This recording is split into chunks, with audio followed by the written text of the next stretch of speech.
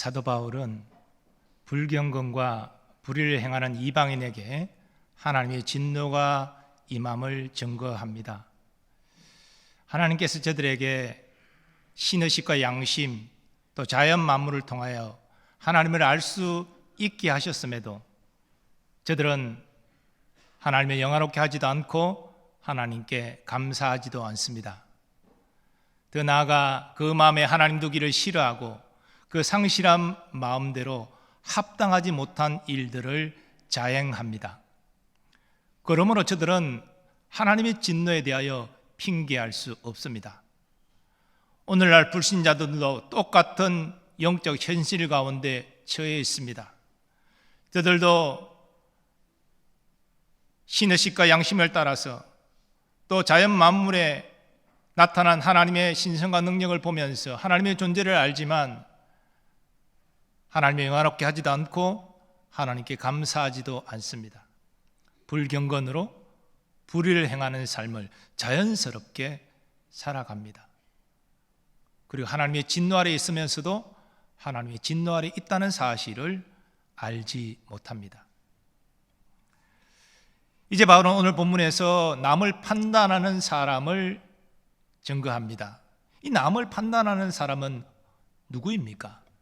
지금까지 바울이 증거하는 것처럼 이방인에 대하여 증거하는 것입니까? 아니면 화제를 바꾸어서 이제 유대인에 대하여 말하고 있는 것입니까? 몇 가지 이유로 인해서 바울이 유대인에 대하여 증거하고 있다고 생각됩니다. 먼저 우월의식을 갖고 남을 판단하는 것은 유대인의 특징 중에 특징입니다. 저들만이 선민이고 다른 사람은 구원받지 못했다. 저들은 저렇게 생각하고 이방인들을 판단했습니다. 또 하나님의 인자하심과 용납하심과 길이 참으심의 은혜를 입은 자가 바로 유대인입니다. 누구보다도 그런 은혜를 저들은 입었습니다. 바울은 2장 17절에 가서 유대인을 언급하기 시작하지만 실질적으로 성경학자는 2장 전체가 유대인에 대한 말씀이다라고 이해합니다. 그러면 바울이 증거하는 유대인의 죄는 구체적으로 무엇입니까? 이것을 확인하는 것이 우리에게 참 중요한데요. 이것은 유대인의 처지나 우리의 처지나 같기 때문입니다. 저들도 하나님을 믿는 자이고 우리도 하나님을 믿는 자입니다. 구약시대는 유대인이 하나님의 백성이었지만 신약시대는 예수 믿는 우리가 하나님의 백성입니다. 유대인은 거룩한 율법을 소유하였고 우리는 거룩한 성경 말씀을 소유하고 있습니다. 그러므로 유대인의 죄가 무엇인지 우리가 잘 살필 필요가 있습니다. 그리고 그 죄를 반면교사 삼아서 우리는 그와 같은 죄를 짓지 않도록 예를 쓰는 것, 그것이 성도의 마땅한 도리입니다. 오늘 본문에서 바울이 증거하는 유대인의 죄는 판단의 죄입니다. 그런데 바울이 말하는 이 판단은 선과 악을 단순히 분별하는 것을 의미하지 않습니다. 어찌 선과 악을 분별하는 것을 죄라 말할 수 있겠습니까? 바울이 말하는 판단의 죄는 분별하는 것을 넘어서 비난하고 정죄하는 것을 포함합니다. 그것도 자기 기준으로 판단하고 그래서 비난하고 정죄한다는 것입니다. 이것은 자신을 하나님 위치로 높이는 것이기 때문에 바로 죄가 되는 것입니다. 그리고 또 이 판단의 문제가 되는 것은 그렇게 판단하는 유대인이 똑같은 죄를 저지르고 있다는 것입니다. 네가 핑계하지 못할 것은 남을 판단하는 것으로 네가 너를 정죄함이니 판단하는 네가 같은 일을 행함이니라. 그러니 유대인도 하나님의 진노에 대해 핑계할 수 없습니다. 이 핑계할 수 없다는 말을 공동번역은 죄가 없다고 말할 수 없다. 죄가 있다는 것입니다. 유대인도 이방인처럼 하나님 앞에 죄인이기 때문에 하나님의 심판을 받는다는 것입니다.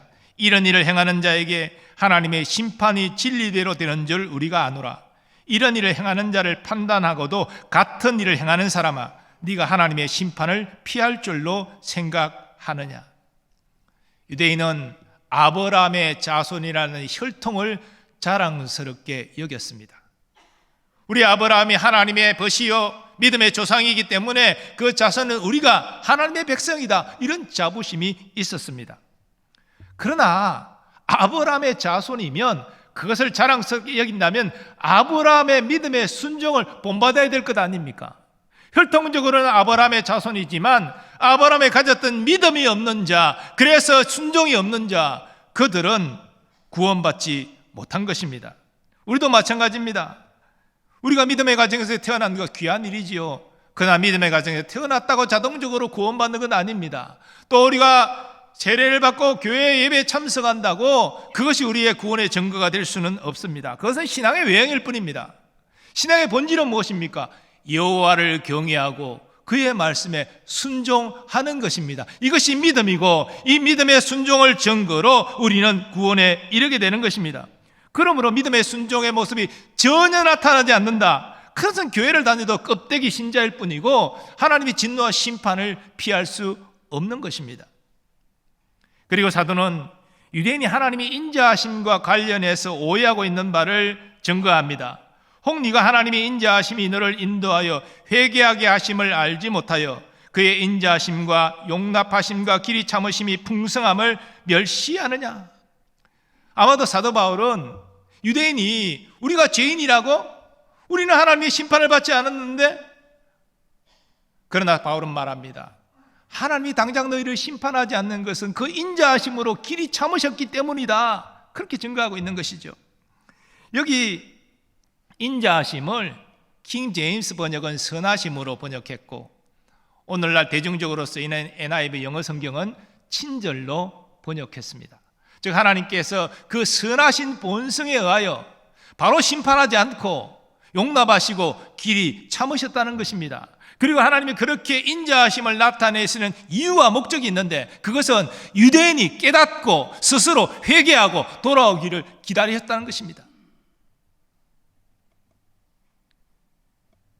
하지만 유대인들은 자신은 하나님이 택한 선민이고 율법을 소유한 유일한 민족이기 때문에 우리 행동에는 아무 문제가 없다. 그러면서 이방인을 판단하고 비방하고 정죄하였습니다.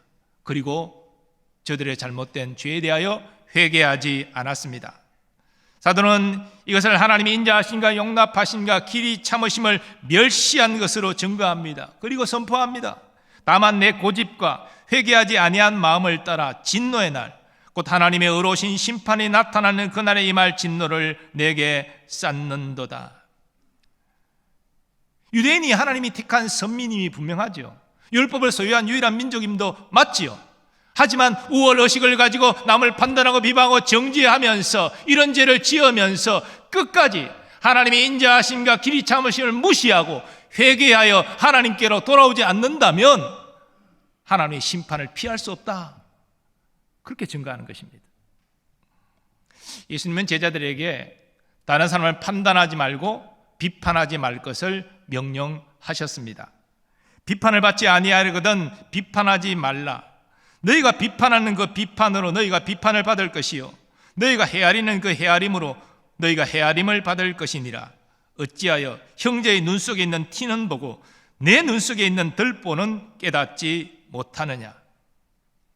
사도 바울도 고린도 교회 성도들에게 편지하면서 아무것도 판단하지 말 것을 이렇게 성령의 감동으로 권고하였습니다. 때가 이르기 전 곧 주께서 오시기까지 아무것도 판단하지 말라. 그가 어둠에 감추인 것들을 드러내고 마음의 뜻을 나타내시리니 그때 각 사람에게 하나님으로부터 칭찬이 있으리라. 우리의 판단은 사실 우리 기준으로 판단하는 것입니다. 그러나 우리 기준으로 판단하는 것은 부정확해요. 문제가 있어요.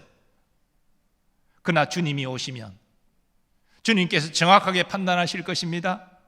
칭찬할 자를 칭찬하시고 책망할 자를 책망하시고 심판할 자를 심판하실 것입니다.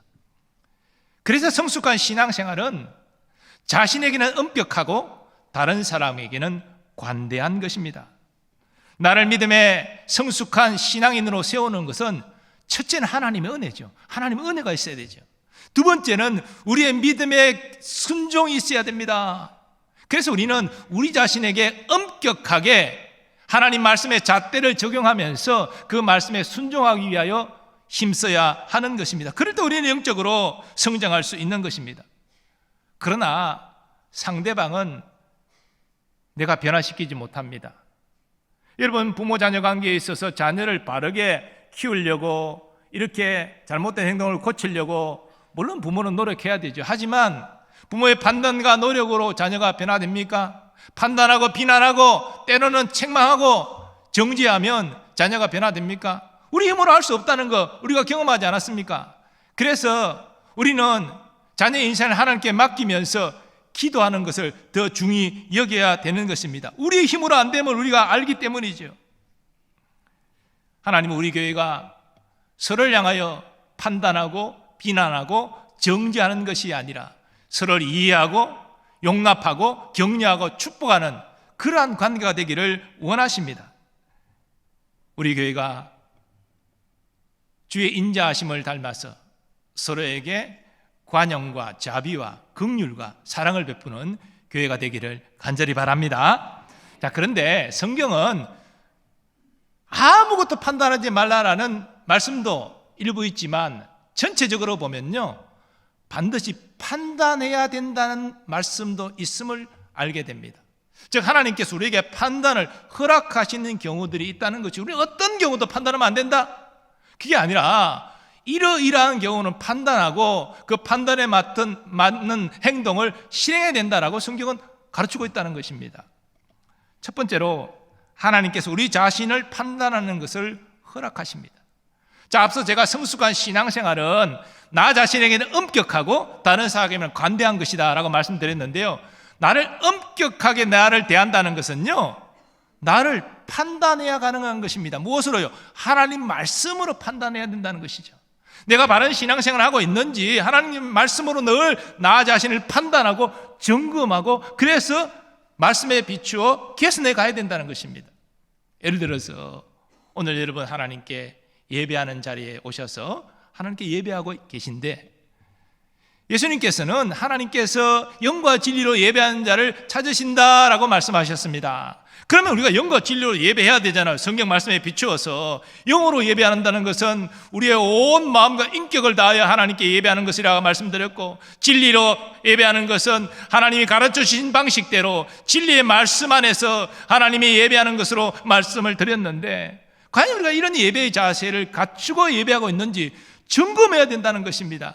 그냥 예배의 자리에 앉아 있는 것으로 바른 예배를 드리는 것이 아닌 것이죠.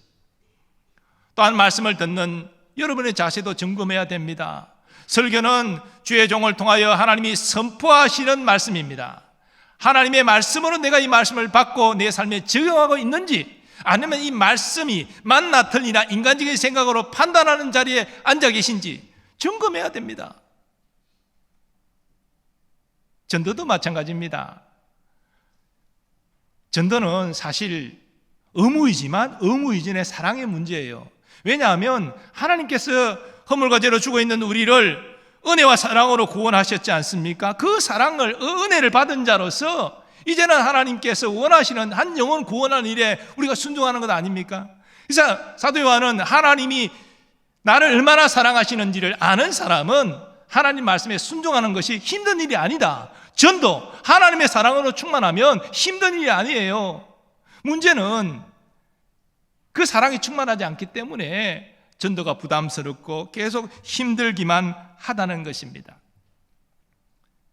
어떤 사람은 영적으로 침체되어 있을 때 자신을 회복하기 위하여 일부러 전도하러 나간다고 합니다.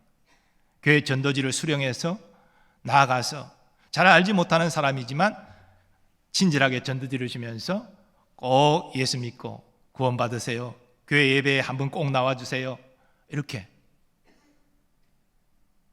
전도의 거룩한 부담감에 순종할 때 성령이 함께 하심으로 영적으로 침체됐던 그 마음이 회복되기 시작한다는 것입니다. 그 일부러 전도한다는 것입니다. 우리 다 함께 전도지를 시작하면서 사실 우리 영적 상태를 점검할 수 있습니다. 대신자를 작정하고 위하여 기도하고 그분들을 사랑으로 섬기고 교회로 초청하고 내가 만난 예수님이 증거하는 일에 전혀 관심이 없다, 그건 나의 일이 아니다, 이렇게 생각하는 사람은 지금 영적으로 문제가 있는 거예요. 굉장히 영적으로 침체되어 있는 것입니다. 이런 분은 사실 예배를 드려도 은혜를 못 받고요, 말씀과 기도 생활 아마 멀어져 있을 것입니다. 부담스럽지만 이를 위해 기도하고, 부담스럽지만 순종하겠습니다, 그렇게 결단하고 나아가는 사람이 하나님의 은혜가 있는 사람이에요. 그 말씀을 통하여서 우리 자신을 점검할 때 우리 영적 상태가 분명히 나타나는 것입니다. 하나님은 우리 자신의 바른 신앙생활 가운데 거하기 위하여 하나님 말씀으로 우리를 판단하고 점검하라, 그렇게 말씀하십니다. 두 번째로 하나님께서 교회 안의 문제를 판단하는 것을 허락하십니다. 교회는 그리스도의 몸이죠. 그런데 성도들의 모임입니다. 이 각 성도의 면면을 보면요, 성령으로 거듭나 새 생명을 받았지만 여전히 옛사람의 모습이 남아있는 연약하고 문제 있는 존재들입니다. 그런 문제 있는 존재들이 모여서 신앙생활을 하다 보니까 교회는 항상 문제가 생겨요. 근데 참 안타까운 것은 예수 믿은 지 얼마 되지 않은 분이 이런 얘기를 하고 교회를 떠나갔다고 합니다. 내가 예수 믿은 지 얼마 되지 않았지만 예수님 너무 좋아서 제가 신앙생활을 시작했습니다. 그리고 교회는 그 너무나 행복한 사람들이 서로 사랑하며 그렇게 세상과 다른 곳인 줄 알고 그렇게 교회 와서 신앙생활 하는데 웬걸요, 이 사람 저 사람 상처받다 보니까 교회가 이런 거야? 어떻게 이럴 수가 있어? 실망했다고 그러면서 나는 교회 안 다니겠다, 떠나갔다는 거예요. 물론 뭐 교회에서 인간관계 상처받아서 나 신앙생활 못하겠다, 교회 안 다니겠다 이렇게 말하는 것은 참으로 천국 포기하겠다는 어리석은 말이지만, 그분의 말처럼 아니 믿는 자들의 모인 교회는 세상과 믿지 않는 사람들과 달라야 되는 것이 맞는 것 아닙니까? 예수 은혜와 사랑을 받았다는 사람이 예수 알지 못하는 사람하고 똑같다, 더 지독하다, 더 이기적이다, 이런 말 듣는다면 하나님 영광 가리는 것이고 이거 문제가 있는 것 아니겠습니까? 그런 교회는 사람이 오지 않습니다. 그러나 교회는 완전하지 않습니다. 하나님의 은혜와 사랑을 받고 천국을 소망하는 영생을 소유한 자도 다 연약한 문제가 있는 사람들이기에 교회는 계속 문제가 생깁니다. 그 문제를 교회 안에서 해결할 수 있도록 하나님이 사람을 세우시고 지혜를 주시고 그렇게 하시는 것이죠. 그런데 고린도 교회는 교회 문제를 교회 안에서 해결하지 않고 세상 법적으로 나아가서 해결하려고 했습니다. 그래서 바울은 성령의 감동으로 엄히 질책합니다. 너희 중에 누가 다른 이와 더불어 다툼이 있는데 구태여 불의한 자들 앞에서 고발하고 성도 앞에서 하지 아니하느냐? 성도가 세상을 판단할 것을 너희가 알지 못하느냐? 세상도 너희의 판단을 받겠거든 지극히 작은 일 판단하기를 감당하지 못하겠느냐? 그래서 하나님은 교회에 여러 가지 조직과 제도를 허락하신 것입니다. 우리 장로교는 당회, 재직회, 공동회 이런 기관을 통하여서 교회에 문제가 있으면 의논하고 분별하고 결정해서 그 문제를 해결하도록 하나님이 허락하신 거예요. 교회는 항상 문제가 있습니다. 그러나 그 문제를 지혜를 가지고 해결할 수 있도록 하나님 또한 은혜를 주십니다. 그래서 그런 문제가 생겼을 때 하나님 말씀에 비추어서 바른 길을 판단하고 바른 길로 행하라, 하나님이 말씀하시는 것입니다. 세 번째로 하나님께서 이단 교리를 판단하는 것을 허락하십니다. 교회는 예수님의 몸으로 진리 위에 세워졌습니다. 교회의 진리가 무엇입니까? 66권 성경 말씀입니다. 그 말씀 위에 우리의 신앙생활의 기초에 있고 교회가 기초에 있는 것입니다. 그런데 초대교회 때부터 이 하나님 말씀을 왜곡하여 사람들을 미혹하는 자들이 있었는데 바로 이단들입니다. 이단이라는 말은 끝이 다르다는 거예요. 성경 말씀을 똑같이 저들도 가지고 예배를 드려요. 그런데 그 마지막 가르침이 그들의 교주에 맞춰져 있는 것이 이단이에요. 그래서 98%는 똑같은데 2% 결정적인 부분이 달라요. 많은 사람들이 이것을 분별하지 못하기 때문에 그 이단의 미혹에 빠지는 것입니다. 초대교회 때도 이단들이 있었습니다. 대표적인 영지주의 이단이죠. 영육의 이원론을 주장하면서 영은 거룩한 것이고 육은 천한 것이다. 구원은 영의 영역에 속한 것이다. 그러므로 네 영이 구원받았다면 네 육체로는 아무런 죄를 지어도 문제가 되지 않는다. 이렇게 해서 도덕적 방종을 조장했습니다. 사도들은 성도들에게 영지주의 가르침에서 떠나라 명령했고 영지주의를 가르치는 거짓 교사들을 교회에서 분별하여 쫓아냈습니다. 그것은 교회의 거룩함을, 성도들을 보호하기 위한 불가피한 조치였던 것입니다. 요한계시록을 보면 에베소 교회가 이런 역할을 잘 감당하여 예수님의 칭찬을 듣습니다. 내가 내 행위와 수고와 내 인내를 알고 또 악한 자들을 용납하지 아니한 것과 자칭 사도라 하되 아닌 자들을 시험하여 그의 거짓된 것을 내가 드러낸 것과 또 내가 참고 내 이름을 위하여 견디고 게으르지 아니한 것을 아노라. 이 시대는 영적으로 참 혼란스럽습니다. 목회자로서 참 안타까운 것은 이단들은 계속 새롭게 생겨나고 있고, 또 저들은 얼마나 이 거짓 교리들을, 구원도 없는 거짓 교리들을 얼마나 열심히 전하는지 몰라요. 정말 너무 열심히 전해요. 이에 비해서 구원의 진리를 가진, 복음을 가진 교회가, 성도들이 이 복음을 전하는 일에 위축되어 있다는 것이 너무나 안타깝습니다. 이단을 분별하고 성도들을 보호하는 것은 교회의 마땅한 임무입니다. 사랑하는 여러분, 사도 바울은 오늘 판단의 죄를 말하고 있는데요, 이 판단의 문제는 하나님의 말씀을 따라서 바른 판단을 하면 우리에게도 유익하고 교회에도 덕을 끼치게 됩니다. 우리를 말씀으로 점검하고 교회의 문제를 말씀으로 바로 판단하고 이단을 분별하여 대적하는 것, 이것을 바르게 행사한다면 우리에게도 교회에도 유익이 된다는 것이죠. 그런데 판단을 나의 기준으로 다른 사람을 판단하고 비방하고 정죄하는 것으로 행한다면 내게도 해가 되고 교회에도 하나님 영광 가리고 다른 사람에게도 해를 끼친다는 것입니다. 사랑하는 여러분, 저는 신앙생활의 원리는 우리 인간관계 속에서 어떻게 그들에게 우리의 신앙의 모습을 나타내는가, 이것이지만 이런 인간관계의 우리의 바른 신앙의 모습은 사실 하나님과 우리의 관계에서 오는 것입니다. 출발점은 항상 하나님과 우리의 관계예요. 이 판단의 문제를 해결하는 것도 바로 그렇습니다. 하나님이 나를 판단하시고 적결 처분하셨다면 우리는 구원의 기회가 없었을 것입니다. 우리 하나님 모른다고 때로는 하나님의 이름을 모독하면서 살았던 때가 있었습니다. 그런 우리를 하나님이 즉각적으로 판단하시고 심판하셨다면 우리는 벌써 지옥 가야 돼요. 그런데 그 긍휼과 자비와 인자하심으로 길이 참으시고 우리의 기회를 주셔서 은혜로 구원하여 주신 것 아닙니까? 우리가 그런 은혜를 받았다면 우리는 어떻게 다른 사람을 대해야 됩니까?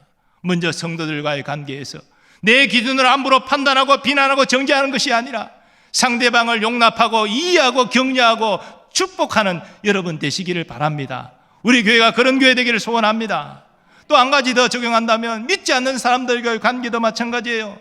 믿지 않는 자, 예수 믿지 않는 자, 너는 지옥 간다. 내가 복음 전하고 교회로 초청했는데 그걸 거부해? 너는 하나님 심판받아 마땅해. 이건 바른 신앙의 자세가 아니라는 것입니다. 하나님의 긍휼과 자비를 입은 자의 모습이 아니에요. 그럼에도 불구하고 하나님이 나를 용납하시고 길이 참아주셨던 것처럼 우리도 그를 위하여 인자와 자비를 베풀고 참아야 된다는 것입니다. 오히려 그를 위하여 기도하고 그를 주의 사랑으로 끝까지 섬기고, 그래서 포기하지 않고 교회로 초청하고 예수 전하는 것, 그것이 우리가 해야 될 일이라는 것입니다. 이번 다함께 전도제를 시작하면서 하나님이 내게 어떤 은혜와 사랑, 어떤 인자와 자비를 베풀어 주셨는지를 다시 한번 점검하는 기회로 삼으시기 바랍니다. 그 크신 은혜와 사랑과 인자와 자비를 입은 우리가 어떻게 이웃을 대하고 섬겨야 될지를 생각하시면서 지금까지 태신자를 정하지 않고 기도하지 않은 분이 계시다면 이번 기회에 꼭 태신자 정하고 그를 위하여 기도하시기 바랍니다.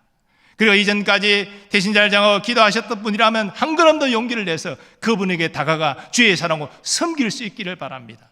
또한 이전까지 잘 섬겨왔다면 이번 기회에 교회로 한번 초청하는 용기를 내시고 내가 만난 예수 믿고 꼭 전하여 당신도 예수 믿고 구원받았으면 좋겠다, 이렇게 축복할 수 있는 여러분 되시기를 바랍니다.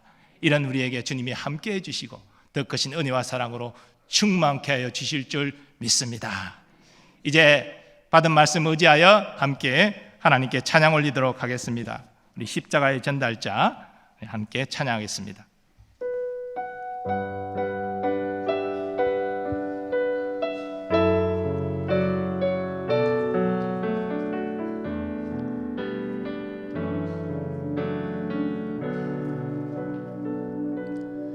난 지극히 작은 자 죄인 중에 괴수 무익한 날 부르셔서 간절한 기대와 소망 부끄럽지 않게 십자가 정케 하셨네.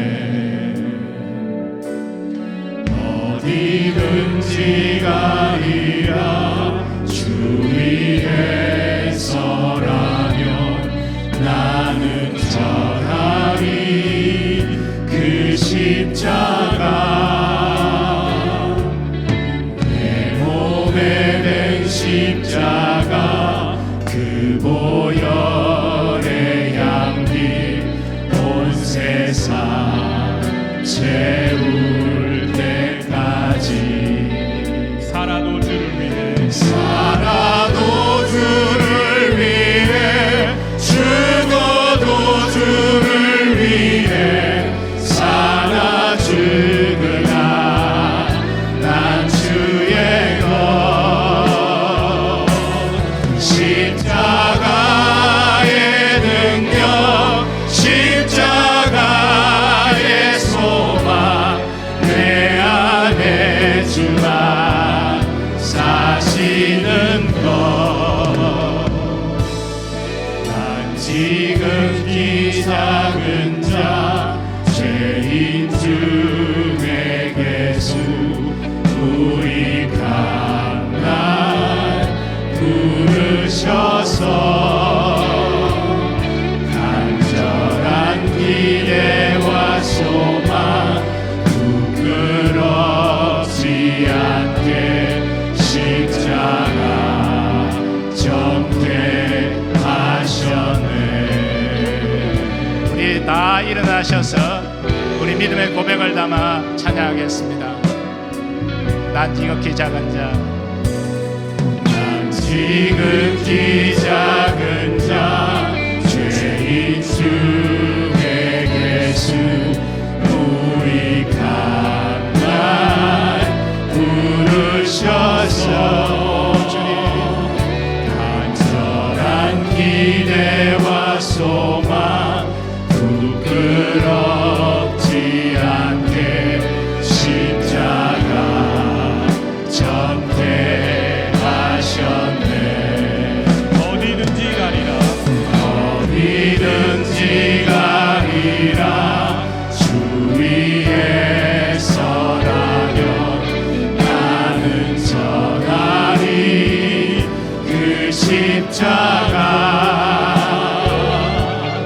내 몸에 맨 십자가 그 보혈의 향기 온 세상 채울 때까지 살아도 주를 위해 살아도 주를 위해 죽어도 주를 위해 살아 죽으라 난 주의 것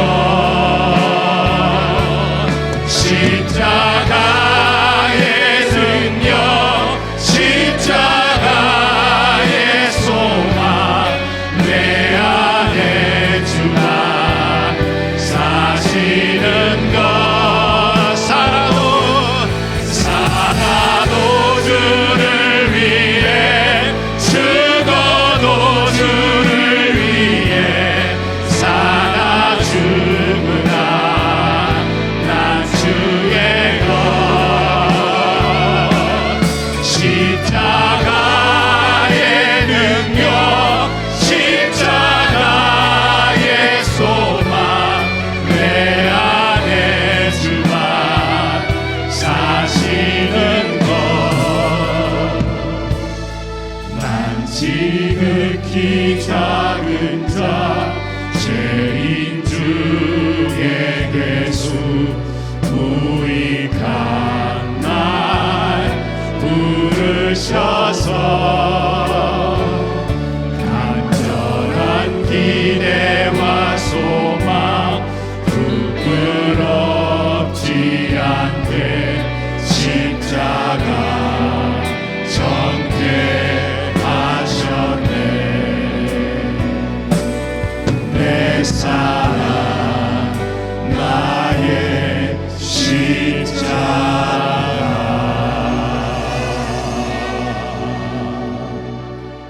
우리 이 시간 받은 말씀 의지하여 기도하겠습니다.